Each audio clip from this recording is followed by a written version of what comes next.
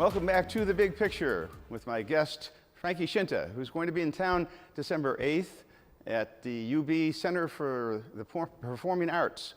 And Frankie is here with us via Skype from Las Vegas. And we're talking about all things entertainment in Vegas and being from Buffalo and some of the interesting experiences he's had. Frankie, what's the difference when you're performing in Vegas versus anywhere else, or maybe in Buffalo? Is there a difference? Well, when we were home performing, or when we come back, it's our people. It's like performing for family, whether they like you or not. But in Vegas, it's people from all over the world. I mean, some of these people don't speak very good English, and you got to entertain them. You know, a lot of our stuff is visual, and we entertain people from all over the world here, which is amazing. You know, in Buffalo, you get people from Western New York, maybe Rochester, and coming from Syracuse. But when you're in Vegas, it's the conglomerate of the world. Everybody, Australia, Italy, Japan, China, and it's amazing. They all walk out feeling about the same. And when you could do that with an international audience, man, it's a great feeling. It really is. Well, if they don't speak English, you ever run into situations where you think you really need a translator to get some of your jokes by? Or Oh yeah, it's happened a lot of times where the person sitting with them is translating the joke, and we'll catch it. And of course, I'll stop the show and I go, okay, what's going on here? Well, he doesn't speak English.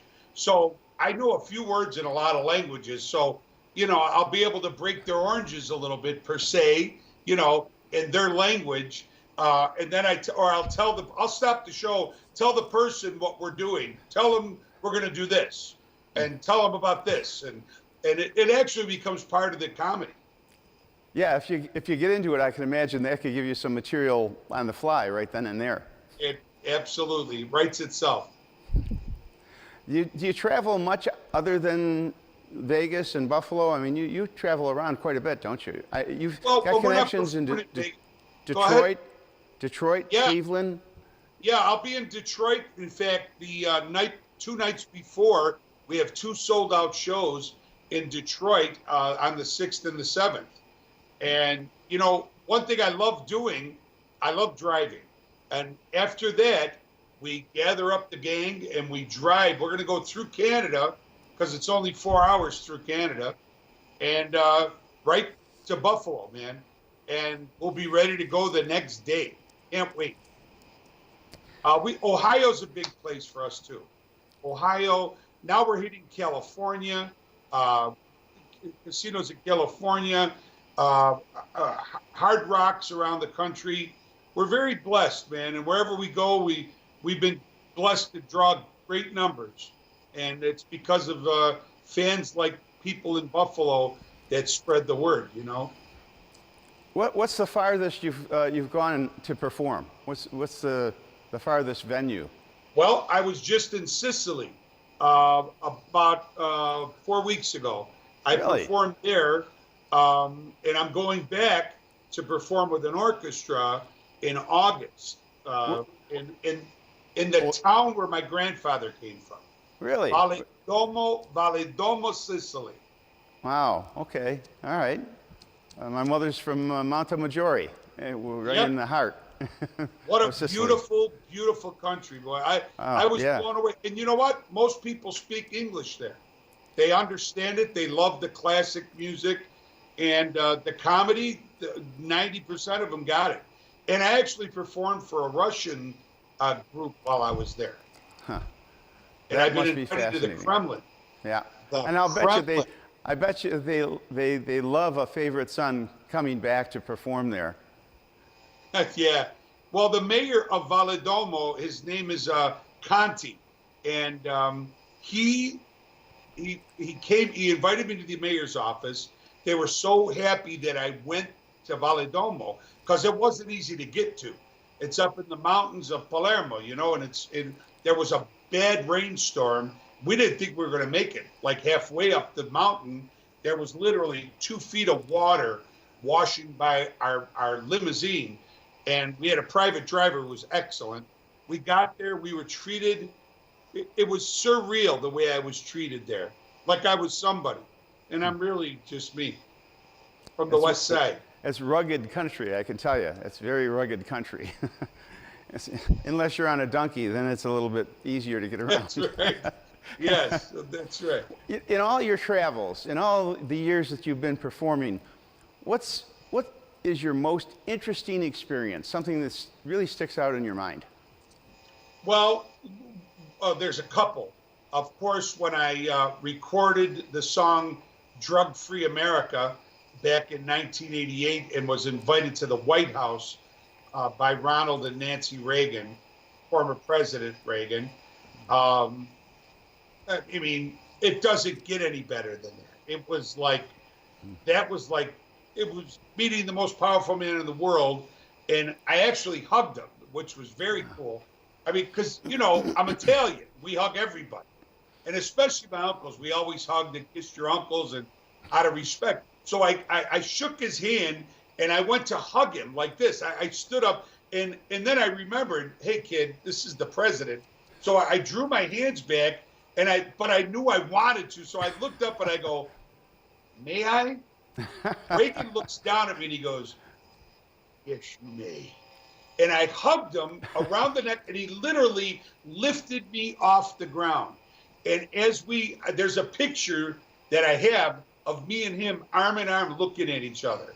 And nobody gets to, I mean, really rarely people get that close to a president to do that. And it was quite a moment in my life. I've met Sinatra. Dan Reynolds from Imagine Dragons has been to my show with his wife. And I've done I filmed something with him. He was doing a documentary. And it was like, he asked me if I would be in it. And I go, are you kidding me? And those are great moments in your life. It really is. Meeting people like that. And when stars treat you like you're like on their level and you know you're just a kid from the west side of Buffalo, it's a good thing. Yeah, that always fascinated me. That's one of the fringe benefits of being in the business that we're in, is meeting people like that. You know, I once sat on Bob Hope's back veranda and watched him hit golf balls. He had a little, like 3-hole golf, course on the back, right off the back of his, in Toluca Lake. And it was fascinating, drinking lemonade with Bob Hope. It's like, here's a kid from North Buffalo, sitting there watching Bob Hope hit golf balls in his backyard. Thanks for the memory. Yeah, yep. it's amazing. Yeah, to think, from Buffalo. In any event, where is Frankie Scinta going to be going from here? How long can you keep performing? How long do you want to keep performing? I'll perform until the big guy upstairs says, okay, you're done. I'll probably drop dead right on stage. Because anywhere I go, there's a microphone, It's like my son always tells me, it's like, Dad, when you go out to places and go, ladies and gentlemen, Frankie Scinta's in the crowd. He goes, Dad, it's like you swing your arm and there's a microphone coming out of your sleeve and you go, I can't sing. And it's right there. I live to perform. Other than my grandkids and my family, that's what I live to do. I live to be on stage. So I'll do it forever. As far as the future, there's a lot of things going on in my life that are very, very, they're big things in the making.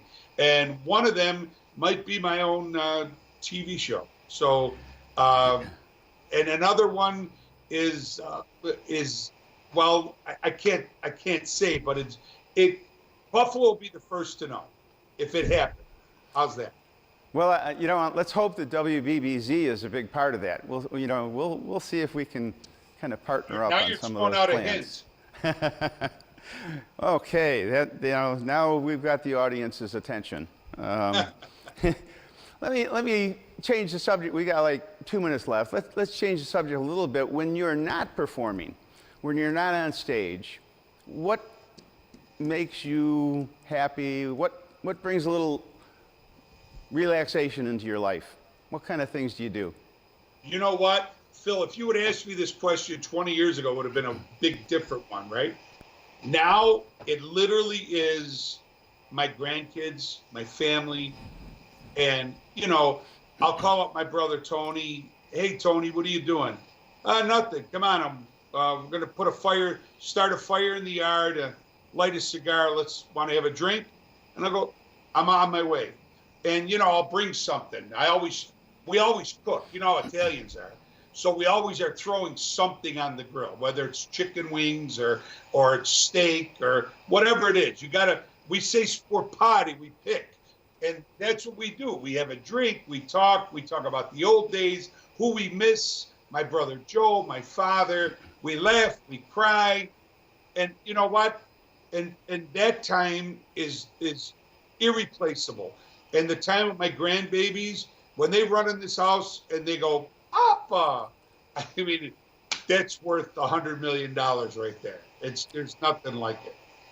Well, every day I tell my kids, these are the good old days. Enjoy them while you can. And that's basically it. That's what we live for. The memories that we can create today.